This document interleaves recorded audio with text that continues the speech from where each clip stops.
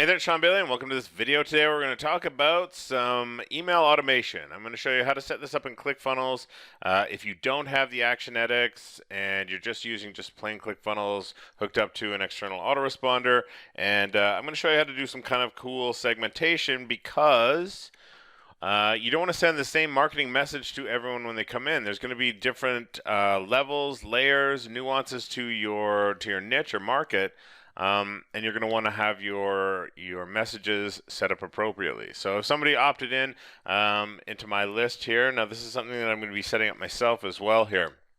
Because not everybody who comes in is going to want to know all there is about sales funnels. Maybe some people want to know about email marketing. Maybe some people want to know about increasing their conversion rate. Maybe some people want to know just strictly about lead gen in the front, generating leads using a sales funnel, right? So each one of those options is going to be basically a choice for people to choose their own adventure as far as the marketing messages they're going to be sent to them.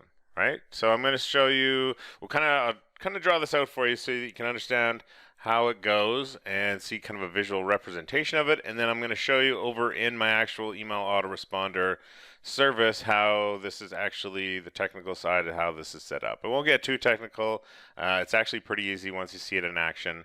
But it works really good and it's super cool. So let's jump in and I'll show you what I'm talking about.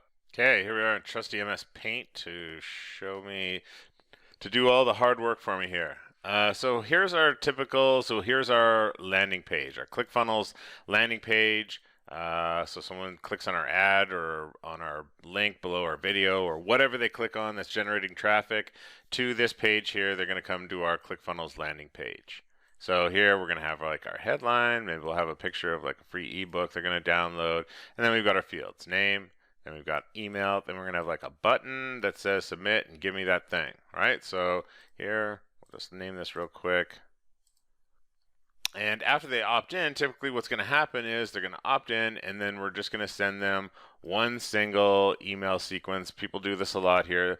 And it's just kind of one size fits all, which isn't the case. It needs to be more specific. So here's what will happen is, so here's email number 1, here's email number 2, here's email number 3, and this can go on. This I've opted into a couple email lists here where it's impressive. It's the amount of emails they send out is incredible here. But what we can do here with this, instead of just sending out this email and then inside there's going to be a link pointing them to like your sales page, your sales message. So what we can do, or what we want to do to segment this or base this on what people are actually interested in with our list when they come in, is inside of each one of these, I'm going to change the color here so you can see, is we're going to have what's called a trigger link.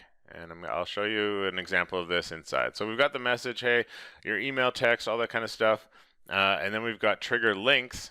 There's actually going to be multiple trigger links inside. Each one of these here has our trigger links. Like I said, don't worry, I'll show you these. But they've got, and each one is its own option. Like, I'm interested in this, or I'd like to know more about this, or I signed up because my business needs this, right? Each one of those is kind of a separate and distinct option because you're going to have different segments of people as far as what they signed up for. What they want to know about, what they opted in for. There's going to be different sub-segments inside your main list, and you need to address that, and this is an easy way to do that. So with these trigger links inside, they can kind of choose which one what they're interested in. And at any point with these trigger links, so maybe they click on when they get the first email and they look at the 3 choices, they click, and then what's going to happen is that's going to take them to one of 3 options. And in those 3 options, so if we go back to black, so here's our 3, so here's the emails for, okay, so here we can see I've drawn it out just a little quicker for us here. And like I say, once they choose one of these 3 trigger links inside this initial run of emails, and this can be as long as you want it to be. I've got this drawn in for 4, but it could be, like I say, as many as you want, and eventually force them to choose what they want to get more info about. So if they click option number 1, it's going to take them to this. They're going to email number 1, 2, 3 of option number 1 because that's what they chose using this trigger link here. Same for 2 and same for 3, and it's all based on what they click inside. And the cool thing is when they click on that trigger link, then we can have like certain automations kick off that will send them stuff. Try and send them, that will send them like a campaign to convert them into a customer. It'll tag them. It'll do all this cool stuff inside of an actual workflow. But this is what's going to happen. So we'll call this, just to label this before we go here. So this is our segmentation sequence, we'll call it. And then those emails just have the trigger links inside. So let's take a look at that. I'll show you inside of mine. I use Drip, but I'll show you how this all works inside of there. Okay, so if we look at inside, here's an email inside of an email sequence. I just threw it inside of this test one here. So I would have in my email, I would talk about, I would have my initial welcome sequence email set up, and then in each one there would be the 3 choices. And then it would just be like a regular email sequence, but instead of like links to a sales page or whatever, it's going to just have these 3 choices. They have to choose one of these 3 as far as for them not to show up anymore. So all we do is in here where it says link number 1, I would click where I've got a little link icon, and then I choose a trigger link. Right? Normally we can use a regular one to send them wherever we want. Go over to trigger link, and then we choose. Here we can see we've got rules, but what we want here, we could use this book funnel one as far as we want to send them to a workflow.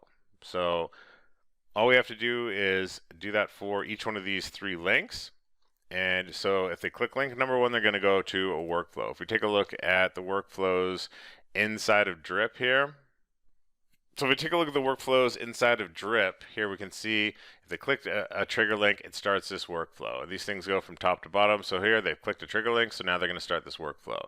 And now we can see we can hit them with a tag, we can send them an email campaign, and we can go and see if they've go and buy. We can tag them as a customer. We can go and send them an email sequence because they're a customer now to get them to go and consume that product. And that's just based on all them choosing that particular trigger link. We could have this workflow do essentially whatever we want, but you can see this is just a sample of it just to give you an idea of what goes on. So the cool thing is once we're inside here, when we go into workflows, we can just hit duplicate, and then we don't have to go and then build something out. We just have to go and make a few minor changes. So the cool thing is once we've got it set up, we can just go into our workflows, go hit duplicate, and then we're just making a few minor changes. We're not building another entire workflow.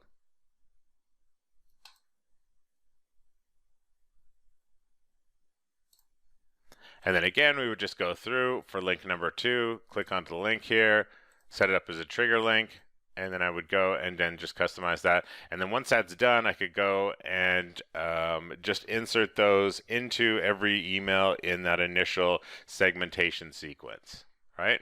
And I can use that to send more specific, because each one of those different options is going to have a different tone to it, a different I'm not going to be talking about email automation with somebody who's interested in front end conversions, lead generation, that type of thing, right? It's just going to be more, it's just going to give you more better email communication, right? I know that's not grammatically correct, but it was fun to say.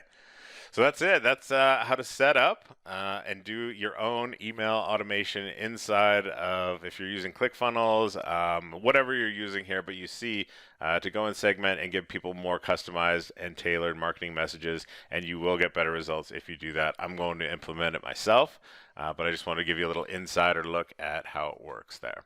Thanks for watching this video. Don't forget to like and subscribe and notify and jingle and every little thing that you can underneath there.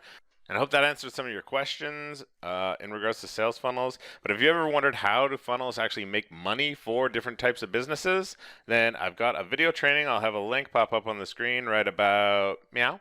This video training is called Understand Funnels in Just 9 Minutes, and it's for every entrepreneur or business owner who wants to understand how funnels help any business.